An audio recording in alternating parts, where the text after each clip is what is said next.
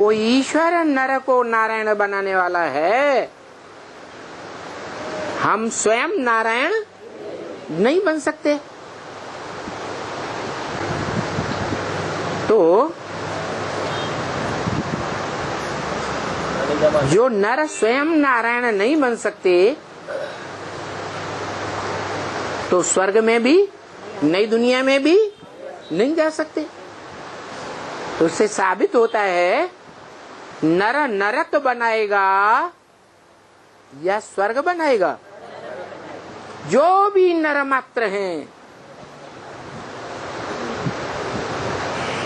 चाहे देव आत्माएं हो, चाहे मनुष्य आत्माएं हो, चाहे राक्षसी आत्माएं हो, कोई भी स्वर्ग नहीं बना सकती। क्यों नहीं बना सकती? इसलिए नहीं बना सकती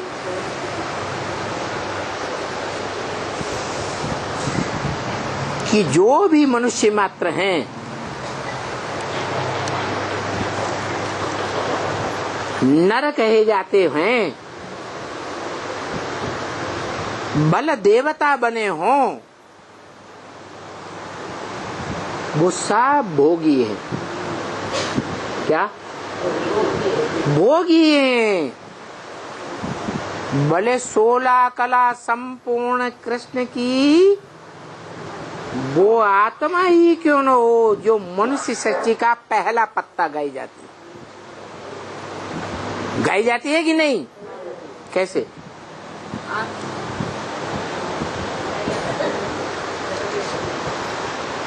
शास्त्रों में दिखाते हैं, चित्रकारों ने चित्र बनाए हैं कि संसार सागर में, गर्भ महल में एक पीपल का पत्ता पड़ा हुआ है, उसमें कृष्ण पहले पहले आया।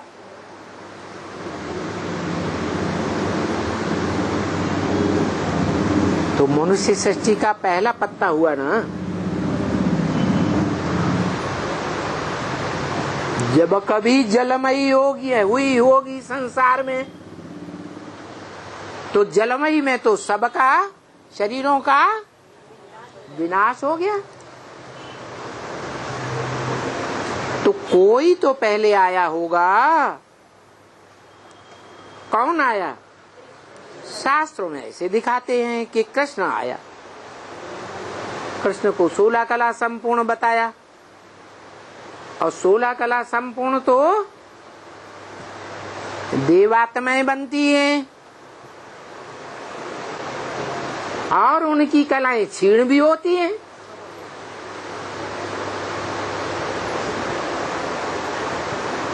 विनाशी देह के कोई न कोई अंग का संग करती होंगी।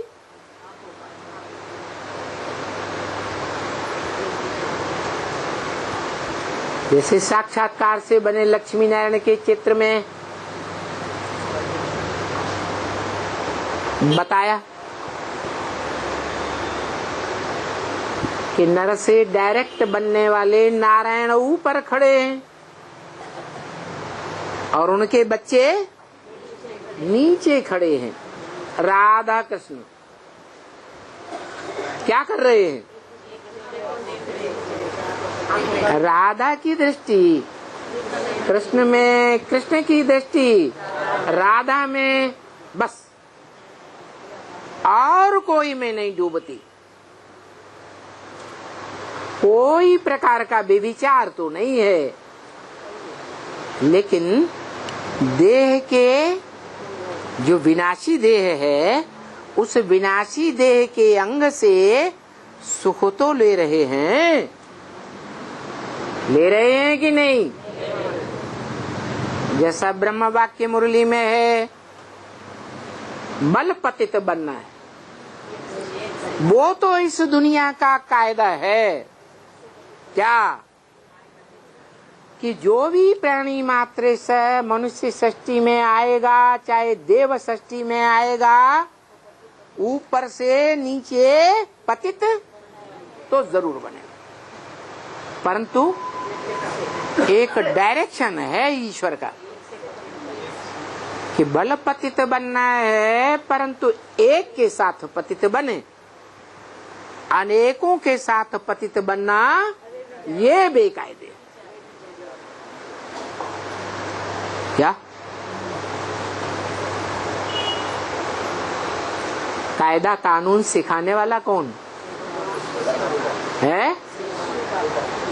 गीतापति भगवान गीता माता के द्वारा कायदे कानून सिखाता है। गीता में कर्म अकर्म विकर्म की गति समझाता है। तो ये कायदा बताया, कायदे के अनुसार काम करेंगे तो सुखी रहेंगे, और बेकायदे काम करेंगे तो दुखी होते जाएंगे। तो देखते में आता है इस मनुष्य सृष्टि में पहले जन्म से ही, पहले सीन से ही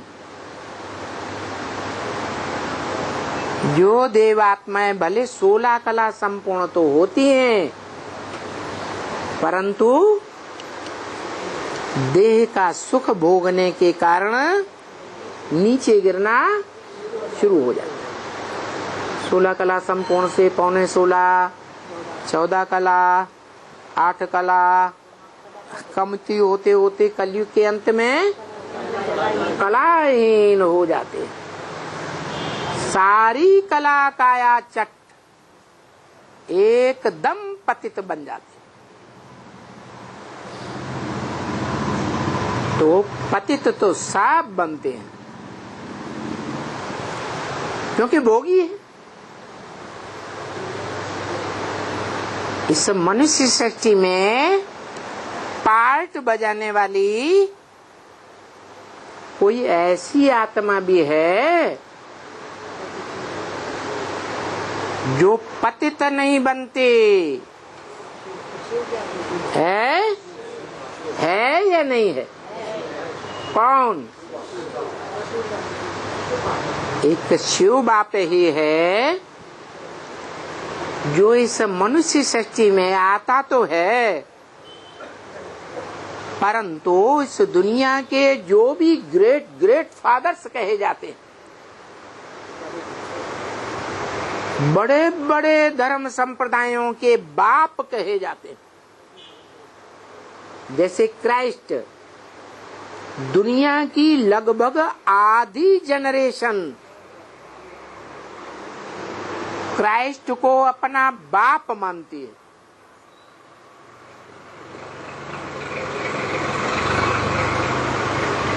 लेकिन कहेंगे कि वो बेहद के बाप नहीं थे, धर्म पिताएं।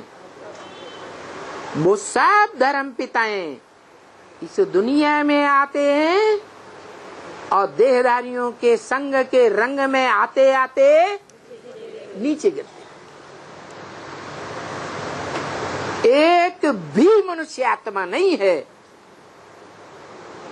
जो संग के रंग में ना आती, क्योंकि गीता में लिखा है संगात संजायते कामा। कोई का संग करेंगे तो जिसका संग करेंगे उसमें आसक्ति होने से कामना जरूर पैदा होगी कि फिर से इसका संग करें। बार बार याद आएगा। इसलिए ब्रह्म वाक्य बाबा ने हमको अलर्ट कर दिया। क्या?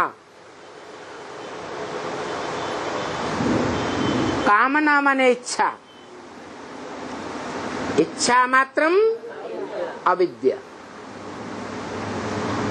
इस स्टेज पर पहुंचना है।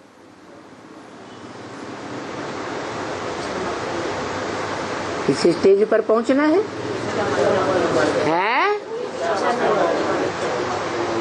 इच्छा मात्रम अविद्या। अरे क्या सुख पाने की भी इच्छा न करें? है?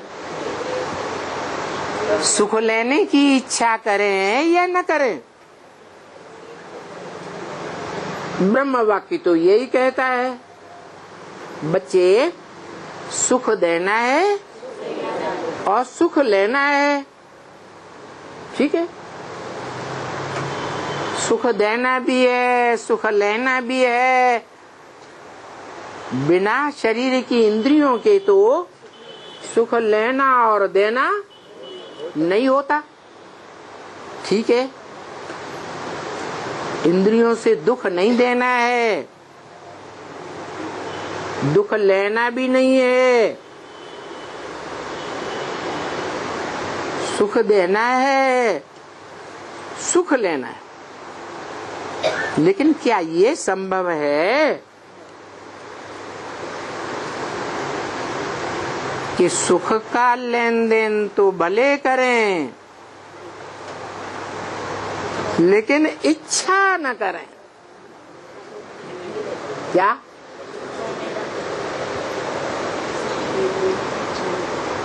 ऐसा कोई गायन है मनुष्य सृष्टि में?